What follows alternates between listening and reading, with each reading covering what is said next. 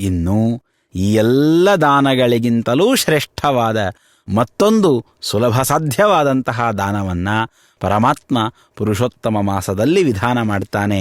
ಶ್ರೀಮದ್ಭಾಗವತಂ ದದ್ಯಾದ್ವೈಷ್ಣವಾಯದ್ವಿಜನ್ಮನೆ ಶಕ್ತಿಶ್ಚೇನ್ನ ವಿಲಂಬೇತ ಚಲಮಾಯುರ್ವಿಚಾರಯನ್.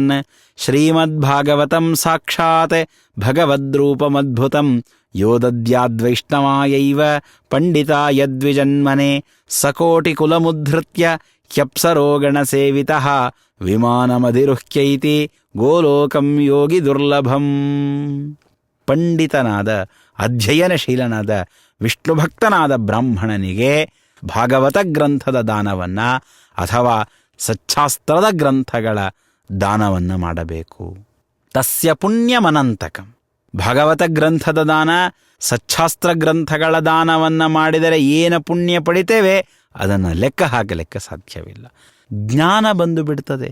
ಗರುಡ ಪುರಾಣದಲ್ಲಿ ಪರಮಾತ್ಮ ಗರುಡನಿಗೆ ಹೇಳ್ತಾನೆ, ವೇದಗಳ ಪುಸ್ತಕವನ್ನು ದಾನ ಮಾಡಿದರೆ ವೈದಿಕವಾದ ಜ್ಞಾನವನ್ನು ಪಡಿತಾನೆ ಮನುಷ್ಯ.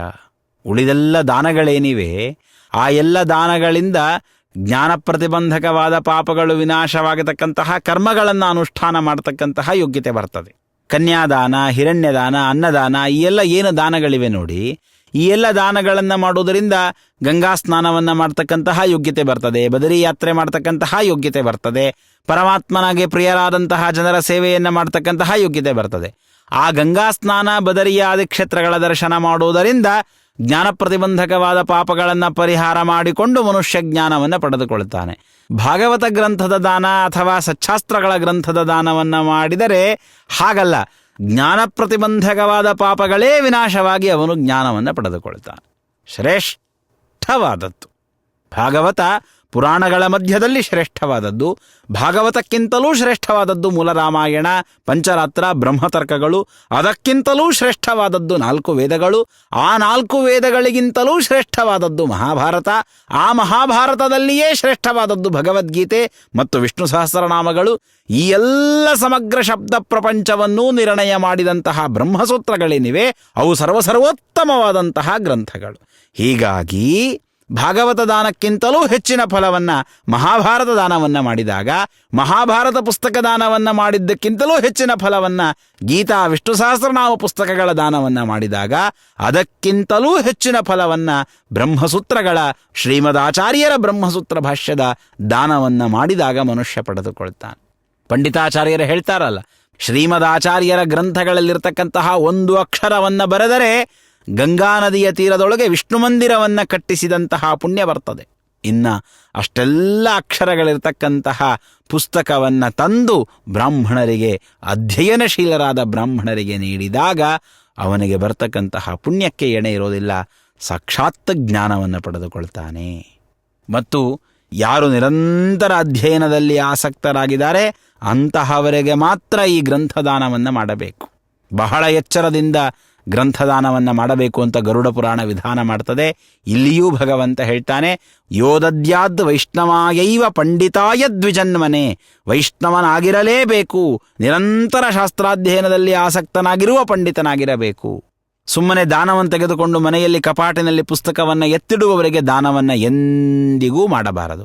80 ವರ್ಷದ ಮುದುಕನಿಗೆ 18 ವರ್ಷದ ಮಗಳನ್ನು ಕೊಟ್ಟು ಮದುವೆ ಮಾಡಿದರೆ ಏನು ಅನರ್ಥವಾಗ್ತದೆಯೋ, ಆ ಕನ್ಯಾದಾನ ಹೇಗೆ ನಿಷ್ಫಲವಾಗ್ತದೆಯೋ, ಹಾಗೆ ಅಧ್ಯಯನ ಮಾಡದ ವ್ಯಕ್ತಿಗೆ ಮಾಡಿದಂತಹ ಗ್ರಂಥದಾನ ನಿಷ್ಫಲವಾಗಿ ಬಿಡ್ತದೆ.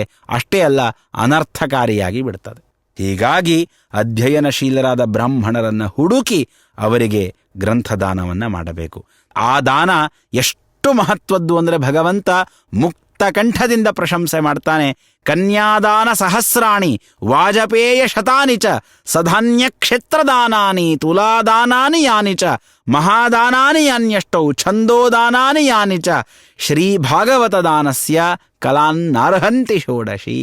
1,000 ಕನ್ಯಾದಾನ ಮಾಡಿ ಬನ್ನಿ, 100 ಅಶ್ವಮೇಧ ಯಜ್ಞಗಳನ್ನು ಮಾಡಿ, ಚೆನ್ನಾಗಿ ಬೆಳೆತಕ್ಕಂತಹ ಹೊಲಗಳನ್ನು ದಾನ ಮಾಡಿ, ಶಾಸ್ತ್ರೋಕ್ತವಾದ 8 ಮಹಾದಾನಗಳನ್ನು ಮಾಡಿ, ಆ ಎಲ್ಲ ದಾನಗಳು ಭಾಗವತ ದಾನದ 16ನೇ 1 ಅಂಶಕ್ಕೂ ಸಮವಲ್ಲ.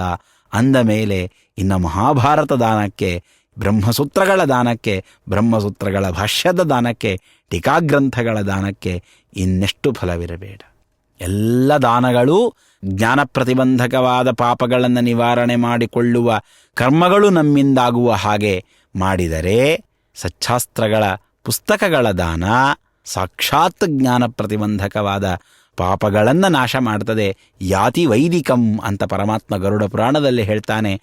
ವೈದಿಕವಾದ ಜ್ಞಾನವನ್ನು, ಶುದ್ಧವಾದ ತತ್ವಜ್ಞಾನವನ್ನು ಅವನು ಪಡೆದುಕೊಳ್ಳುತ್ತಾನೆ. ತಸ್ಮಾದ್ಯತ್ನೇನ ತದ್ದೇಯಂ ವೈಷ್ಣವಾಯ ದ್ವಿಜನ್ಮನೆ ಸಂಭುಷ್ಯ ವಸ್ತ್ರಭೂಷಾಭಿ ಹೇಮ ಸಿಂಹಾಸನ ಸ್ಥಿತಂ. ಅಧ್ಯಯನಶೀಲನಾದ ಬ್ರಾಹ್ಮಣನನ್ನು ಹುಡುಕಿಕೊಂಡು ಹೋಗಿ ಅವನಿಗೆ ಆದರ ಮಾಡಿ, ಗೌರವ ಮಾಡಿ, ಅವನಿಗೆ ಪುಸ್ತಕ ದಾನವನ್ನು ಮಾಡಬೇಕು. ಬಹಳ ಶ್ರೇಷ್ಠಕರವಾದದ್ದು. ಅಧಿಕ ಮಾಸದಲ್ಲಂತೂ ಅತ್ಯಂತ ಹೆಚ್ಚಿನ ಫಲದಾಯಕವಾದದ್ದು. ಅವಶ್ಯವಾಗಿ ಮಾಡಲೇಬೇಕಾದಂತಹ ದಾನ ಅದು ಸಚ್ಛಾಸ್ತ್ರಗಳ ಪುಸ್ತಕಗಳ ದಾನ, ಶ್ರೀ ಭಾಗವತ ದಾನ.